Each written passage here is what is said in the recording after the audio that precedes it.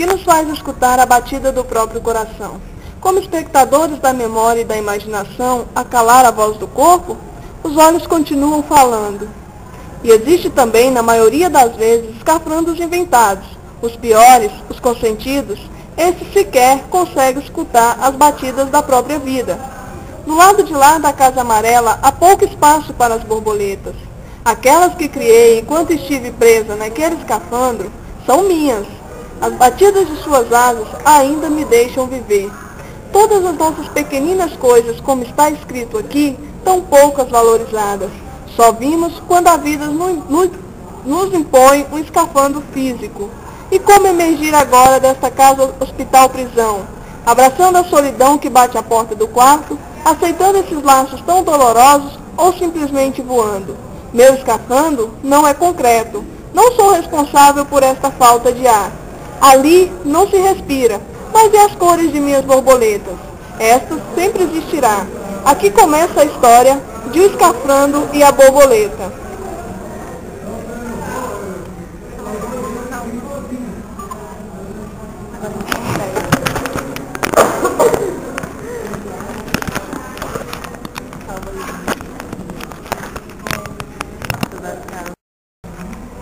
Jean-Dominique Balbi, um homem que se comunicou com o mundo através do seu olho esquerdo, que foi o único que lhe restou após sofrer um derrame cerebral, não podia falar, escrever ou muito menos desenhar, mas ele foi forte e criou sua própria forma de comunicação. Conseguiu entender mensagens e transmiti-las. Podemos dizer que Dominique fez com seu olho um veículo de comunicação e usou o livro como mídia para nos contar sua história, também mais tarde transformado em filme. Jean-Dominique criou um alfabeto que conseguiu deixá-lo conectado com sua fonoaudióloga. Ele usou o poder da comunicação como forte aliado. Se autocomunicou, fez comunicação interpessoal e conseguiu, através do seu livro, fazer com que a massa participasse dessa comunicação. Mesmo estando paralisado, Jean tinha necessidade de se comunicar, até mesmo para se sentir vivo. Queria participar dos acontecimentos, queria estar envolvido com todos e principalmente com seus filhos. Ele conseguiu expressar seus sentimentos através do escafandro, que para ele gerava um signo de prisão, solidão, e para a borboleta a liberdade ou simplesmente a vontade de voar. Por fim, conseguiu apenas com o olho esquerdo realizar todo o processo de comunicação. Escreveu sua história através de um livro, o qual lemos e podemos emitir como resposta com as palavras de Francisco Otávio, que escreveu em 1820, nasceu em 1825 e morreu em 1889. Quem passou pela vida em branca nuvem e em plácido repouso adormeceu. Quem não sentiu o frio da desgraça, quem passou pela vida e não sofreu, foi espectro de homem, mas não viveu. Diana, salva aqui. Quem não tem tempo aqui? Ainda fez?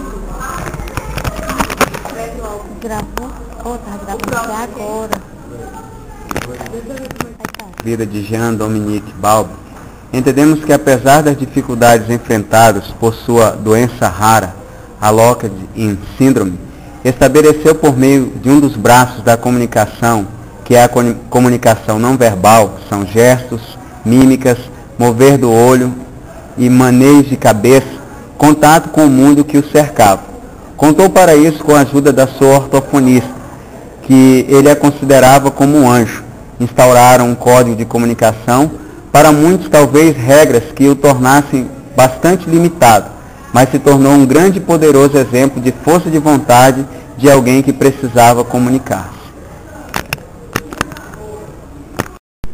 Dominique Balbi, através do seu livro O Escafandro e a Borboleta, expressa a importância das coisas rotineiras, como a liberdade de ir e vir, sentir o gosto e expressar o amor do relacionamento que possuía com seus filhos, seu ambiente de trabalho, até mesmo de sua vida boêmia e de luxo. Sentimentos estes que eram banais e não tinham espaço em seu pensamento antes do acidente vascular cerebral, ocorrido em 8 de dezembro de 1995. Depois de retornar de um coma profundo, Jean Dominique se depara com uma triste situação, a doença Lux síndrome. O paciente fica entregue à vida vegetativa. Ele não podia mexer, comer, falar e nem mesmo respirar sem ajuda de aparelhos. Em seu corpo inerte, só um olho se mexia, e esse olho, o esquerdo, é o vínculo que ele tinha com o mundo, com os outros, com a vida. Será que Jean Dominique Balbi, diante de toda essa situação, pertencia a um grupo? Sabe-se que antes do acidente, ele pertencia a um grupo de jornalistas da revista Elle da França, que se enquadra como grupos organizados formalmente. Seu caso era por vocação e gosto. E também pertencia a um grupo familiar, caso este que não escolhemos, é nato, nascemos neste meio.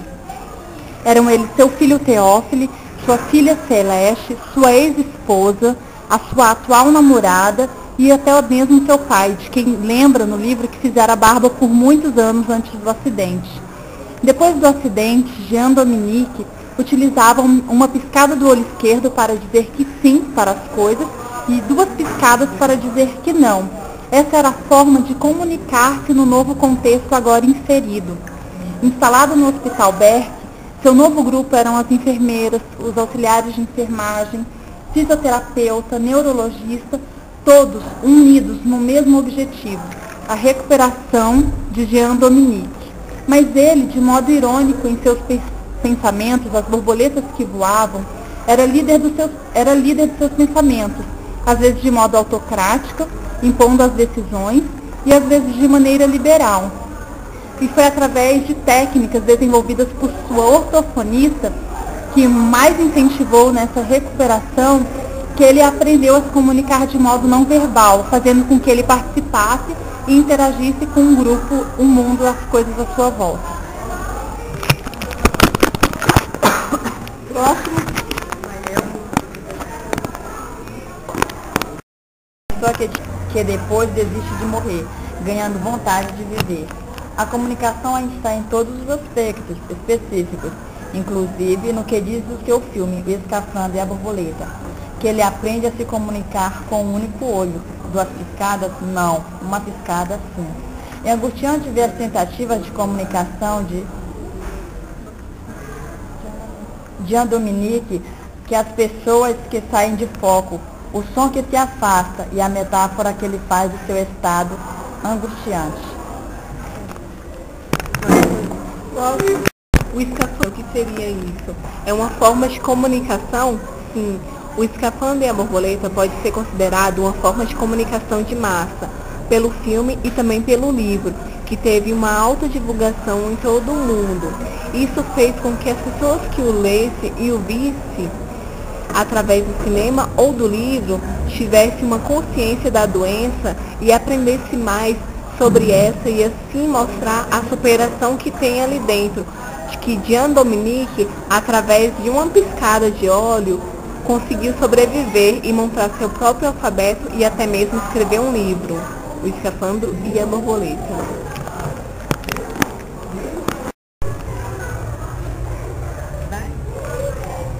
Balbi faleceu a 9 de março de 1997, mas deixou este seu testemunho impressionante, bem escrito. É melhor traduzido do que é ter um intelecto vivo dentro de um corpo morto.